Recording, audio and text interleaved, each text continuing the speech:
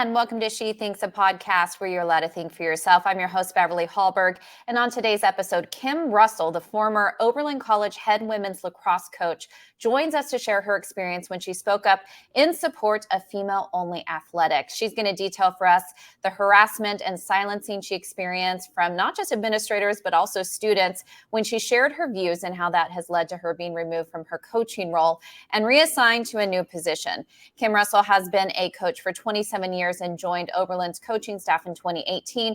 In her new role as a, quote, employee wellness project manager, she will no longer interact with the student athletes she loves. So, Kim, first of all, I wish it was on better terms, but thank you so much for joining She Thinks. Thank you so much for having me. And before we get into your experience and where things are currently, I just wanted to learn a little bit more about you and your journey that led you to a career in coaching. I'm assuming you've always had a love for sports, correct? I have, yes. Probably since I was 3, when my brothers used to take me along when they would pole vault, and I would just jump in the pits. So my first love was actually gymnastics from doing that.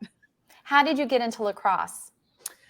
In 7th grade, where I went to school, they had both field hockey and lacrosse, and I switched from gymnastics to playing both of those sports after school in 7th grade. And you have coached for quite a few years, as I just mentioned. You started coaching at Oberlin College, the women's lacrosse team, in 2018. What drew you to this institution? It's kind of funny. At that point, I did not think I was going to go back to college coaching. I had coached for 5 years at Baldwin Wallace University and had left there to go down to IMG Academy in Florida and start their girls lacrosse program. And the then head coach at Oberlin reached out to me and said, would you consider coming back to college lacrosse? And I said, not sure. And then the athletic director, Natalie, reached out to me again and had a conversation with me. I still said I didn't think so. And then I went to Oberlin and met with some of the coaches and decided, okay, I think I could do this. I think this could be a good place. I knew that I could wear the outfits I like to wear as a woman to coach. I knew I could coach barefoot there, which I love to do. And I met a couple of the players at that point and thought, all right, this is a great program. Let's try it. Right. And before we get to the post that you put up last March, were you following this pretty closely, just men competing with women in sports? We've had Riley Gaines on this show, who, of course, was famous for competing against Leah Thomas. Is this something you had followed closely and wanted to speak out on, but had held back until 2018, or excuse me, until this past March? Yeah, so actually that post I made was in March of 2022. And what had happened was I kept watching and thinking, somebody's going to stop this. Like this can't be. We can't be allowing a male to be winning women's sporting events. And so I just kept an eye on it. And then when Leo was able to compete and win in the NCAA Division I championships, I was blown away. And that's when I made the post on my which really was actually, I was reposting on my personal Instagram story, someone else's post. And then my words that I added to it were just, what do you believe? I can't be quiet anymore. I've spent my entire life playing and then also starting and coaching sports for girls and women. I think it's interesting that you even mentioned earlier how you played with your brothers growing up. I would assume that you know very intimately that how men can compete is very different than women, correct? Absolutely. I grew up in a neighborhood too, where my best friend and I were the only girls, and we were tiny. We were younger and we were tiny, and played everything from kick the can to Red Rover with the boys when we were little, and, got hurt sometimes. Right. Yeah. So yes, very aware. Yeah, very aware. And when you made this post this past March, were you at all hesitant to post it? Meaning, did you think that the backlash you've received is what you would receive? No, I really did not think that would happen. Um, I know that obviously I've been working at Oberlin for years. I know it's very progressive, and I've coached multiple athletes who identify as trans. Um, and I treat every athlete, every person I come in contact with respect for who they want to be. It doesn't mean that I believe that anyone who is a male should be competing in women's sports. Right. And so, why don't you give us a play-by-play of what happened when you posted it? What was it? A student that saw it? Maybe someone who you coached that then alerted the university? Yes, so it was one of my student athletes, and actually one who was a senior and I was very close to. I had coached her for 4 years, and was just blown away that she didn't come right to me and just say, "Hey, coach, why would you post this? What's up?" Instead, she went directly to the athletic director, screenshotting the post and sending it in an email. And so, what did the school do at that point? The morning of, so the post was on March 20th of 2022. So not this past March, again, March of 2022. And March 21st, early in the morning, I got a text that I needed to come in for a meeting with the athletic director and the assistant athletic director. And in that meeting, I was told that I needed to have a meeting with my team. Um, it was not a good meeting. I can tell you that. The meeting with the AD and the associate AD was not a good meeting. The meeting with my team that afternoon was about 45 minutes of a small group of them, really angry with me about the post and really angry with me about that was my belief. Um, and in that meeting, one first-year student, freshman at the time, had the courage to speak up, and she was immediately silenced to the point that she actually walked out of the room. And at the end of the meeting, the assistant coach said, "Well, why didn't you just come to either Kim or to me?" And they thought that there would be some retaliation from us, which seems absurd since we've never done anything like that in the past. And then the moderator who was with us, who was another coach, said, you know, "I think that the way you all are passionate about trans rights is how Kim is about women's rights and Title IX." And they just didn't want to hear any of it. When you said you had one student who did stand up and defend you, what did she say to her teammates? She said, "I think this is where Kim's coming from." And again, spoke about being passionate about women's rights and the ability for women to play. Yeah. And so you spoke with the student athletes that you coach. You said that you had officials from the administration speak to you, but this led to the disciplinary meetings, if I'm understanding correctly. This wasn't the end of it. The Correct. meetings with you continued. So what happened next? So this was in the middle of our lacrosse season. So that was on a Monday. The team got to decide that coaches were not going to be at practice that day, which I also, have a little issue with. And then we had a game Wednesday, a game that Saturday. So we were coaching and playing and putting all of this beside, behind us. I got a call in on Monday morning, and was told by the AD to come in for a meeting with her and with the associate AD again, and told that it was blown up and that now it has affected the entire athletic department, that people were calling me transphobic and transgressive and unsafe. And this blew me away. She also, in the first meeting, had said, "I don't even know what to think about this." And then in this meeting, she said, "Wow, um, you know, I'm so blown away by Leah Thomas's courage. And when she said that, I knew that I was in trouble. What did that signal to you? I mean, I agree with you, but what went through your mind when you heard that? Obviously, she had been coached, or at least talked to somebody in the administration who told her to say that, or at least I would assume. I just knew that it was going to be a tough road, right? Yeah. And especially her saying that I was being called transgressive, transphobic, and unsafe just was, to me, just absolutely insane, insanity, ridiculous. Again, people and athletes who identified as trans would be in my office crying about whatever, and being open with me with whatever problems they were having. I was a safe space. My office was a safe space. Right. I had not changed. Nothing about me had changed. I am just standing up for believing that women should be playing women's sports and men should be playing men's sports.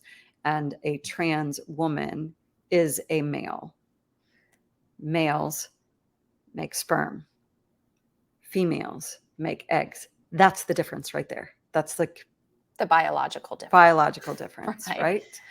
Right. So I was told there would be another meeting, and that in this meeting, the Title IX director for the entire college would be moderating it. The athletic director would be present. The DEI liaison from athletics would be present, and the entire team. And the entire team would have the ability to say anything they wanted about me, or our assistant coach, that they liked or didn't like. And whoever they were talking to, would have to repeat back everything they said to make sure that the person speaking knew that the person receiving the information understood them. So something that struck me as odd is that this meeting that you're just talking about, and you had a previous meeting with your student athletes, but that you have administrators and students in there, almost as if the students, or I shouldn't even say almost if, the students are scolding you as well. It's not just the school administration, it's actually students. What did you make of students being allowed to be part of this? It was that's what I would say was the burning at the stake. When students are given that opportunity to just, in the presence of administrators, say whatever they don't like about you, and they're already angry with you because you believe something that they don't. It was, to me, very sad, not just for me, but to watch the girls do this, and to know that this was being encouraged by administration as a healthy way to have a conversation, because it wasn't a conversation. Well, I want to take a brief break to ask you, our audience, a question. Are you sick of the extremes in politics? Want a fresh look at the policies impacting you most from a nuanced perspective? Then I got a show for you. Every Wednesday morning, the Base Politics podcast is tackling the top stories of the week and helping listeners keep up with our swiftly moving political landscape, hosted by Hannah Cox and Brad Palumbo. The Base Politics show is dedicated to teaching you how to think, not what to think. You can find it on your favorite podcast platform by searching Base Politics, or go to basepolitics.com to learn more. Kim, coming back to you, and by the way, that podcast is great. It's where people can say what they want to say and they don't get punished for it. You've been punished for thinking a certain way and also for speaking up about it. And like you have corrected me a couple times, this post that you put up was from not this past March, the March before. Did you ever get asked, and I'm assuming you probably didn't, but this was I would assume something that you said when people were attacking you. This was on your personal social media site, right? This was not a school site. This was not the women's lacrosse team's Instagram page. This was your own page. When you talked about this being your own personal page, what was the response? That I am a part of the institution, and so that anything that I post or say um, can have an effect on my job.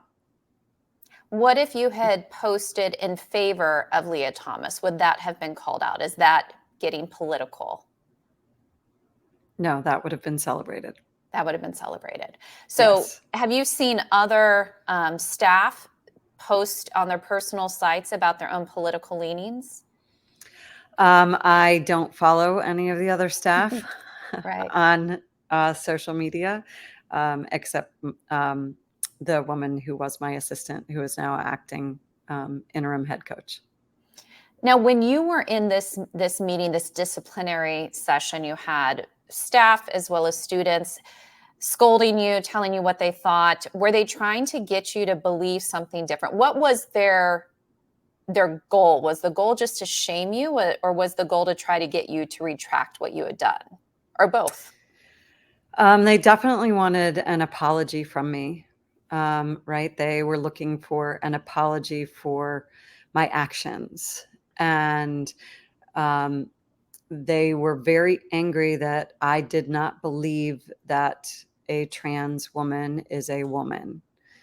And there was a lot of talk about just that over and over again. And the kind of feminist that I was wasn't enough.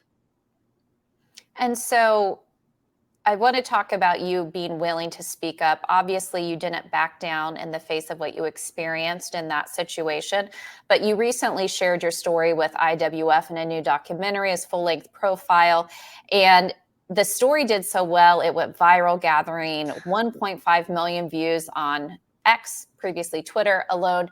Why do you think your story resonates? I believe because this is females are being erased. Women are being erased right now. And what we're looking at is, why do we even have women's sports? Why do we have Title IX? And why do we have any legislation for women if we are going to let men be a part of it? I think so many people, this isn't about not supporting people in whoever they want to be. But if you are a male, you have biological advantages in just about every single sport, in strength, in speed, and in stamina. And we could get into more detail: the lung capacity, the bone density, the muscles. But it is so important, I think, to so many people that women and girls have these opportunities and also have safe private spaces, which also goes along with this. Both of those. This is not political. Right. This is about women's rights. This is about keeping women and girls safe, whether that's on the field or in those private spaces. I have not seen a male try to play women's lacrosse, for instance. And the idea that if they were to take a shot on goal, they can shoot upwards of 100 miles an hour. In girls and women's lacrosse, we wear no protective equipment except eye guards. In men's lacrosse, they wear helmets and pads. And I think it could be tragic as far as the kind of injuries we could see if men or males started to play women's lacrosse. But it is not just for that. It is for the opportunities that are now being taken away, the opportunities that were taken away for women when taken away from Riley Gaines, taken away from athletes at UPenn because Leah was allowed to compete on the women's team. So Yeah. it's over and over again. Now, I'm sure some people want to put you in a specific political camp, say that you must be right wing or fill in the blank of whatever term it is. I assume you would probably not think that people would refer to you that way, just knowing you in your day-to-day life. Has that been kind of surprising that people think of you as being very political? Yeah, it is funny. I am probably the most apolitical person, although lately, yeah, you're right. Everybody thinks certain things about me now. Yes. Did you ever consider apologizing? I'm sure it was just, I can't imagine how upsetting this whole thing was for a wide variety of reasons, many of which I probably haven't even thought of yet, just so many different aspects of it. Did you consider ever apologizing? And if so, what made you stand firm? I did actually. So when Natalie asked me to, or told me to, I needed to apologize to both the team and the athletic department that night, I started to pen a letter and I wrote it out and then said, wait a second, I'm not sorry. I'm sorry that people aren't understanding this, but I'm not sorry for my belief at all. I will stand on this, to the day I die. I believe in women's rights. I believe in protecting our girls and women. And so I said no. The next day I came in and said, I will not write a letter of apology. I will have a conversation with anyone individually, with a team. I will have a conversation with this entire athletic department, because what I also think that some of the Gen Z don't understand is how much we fought to get the ability to have the women's opportunities, especially in sport, and girls' Yeah. opportunities in sports that we have now. I was 5 when Title IX passed, but my coaches and people from the generation just above me were still fighting at that point to get us the funding, the teams, the coaches, everything to be able to play. And it's because of that that girls and women have so many opportunities today that we do. And it's really amazing. And at this point now, they're being taken away by men. I know since you didn't back down that there were many uphill battles that you faced at Oberlin College. The last I saw, you were still at Oberlin College. You can correct me if I'm wrong on that, but they took your job away and they gave you a new position, which was called Employee Wellness Project Manager. Tell me a little bit about where you are in your job right now. Are you still at Oberlin in this new role? And what do you make of this transition, this reassignment that you had of a job? Well, I have taken PTO since that announcement was made, so personal time off to be with my family, to talk to people who I'm close to about what is best for our family and for me for this next step. Um, I am supposed to return to campus next Monday to talk to them about that next step. As you look back on this journey this past year and a half and all that has happened, some maybe sitting at home listening to you, maybe they work in women's sports and they've been afraid to speak up even if they agree. Anything you want to share with them about this journey that you've went through and whether or not you think it's worth it for them to speak up? I would love to. So yes, I would do this 1,000 times again. I believe so strongly that the problem is that so many people are afraid to speak up, and that what we need is more people to speak up, because you can't imagine the amount of support that I've had and love literally pouring in to my email, on my phone, texts, phone calls, um, direct messages. Everything has been positive. Everything. I've had one troll on Facebook. That's it. That's it. Everything else has been positive. And it has been emails that are long emails saying, you don't know me, but, from current Oberlin students, from Oberlin alumni, from a man in Texas whose mother went to Oberlin and he started the first lacrosse team ever in New York, at RIT in New York in the 60s, and just wanted to tell me how great it was that I was standing up for women in sports. Honestly, it has been so heartwarming and so humbling. The support from other coaches, from women, from men, from kids all over the world. So I've had someone from New South Wales, Australia reach out, from Ireland, from Germany, um, all over, and all over the United States, and from the number of people who've said, I am liberal, I am, and I don't understand this. Right. This is a basic women playing women's sports. It's a women's rights issue. And as you said, this is what women have fought so hard for. And so I know all of us at IWF are so thankful for you, but I know people listening to this program are thankful for your bravery. I know that when it comes to higher education, often the voices of a minority opinion can drown things out. I think the average person realizes that there's a difference biologically between a man and a woman, and people should always be treated with dignity and respect.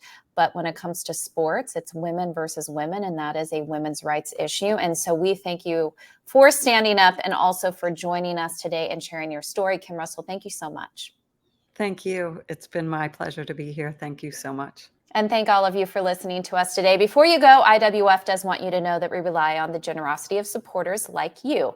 An investment in IWF fuels our efforts to enhance freedom, opportunity, and well-being for all Americans. So please consider making a small donation to IWF by visiting iwf.org/donate. That's iwf.org/donate. Last, if you enjoyed this episode of She Thinks, do leave us a review, our rating or review on iTunes. It does help, and we'd love it if you shared this episode so your friends can know where they can find more She Thinks. From all of us here at IWF, thanks for watching.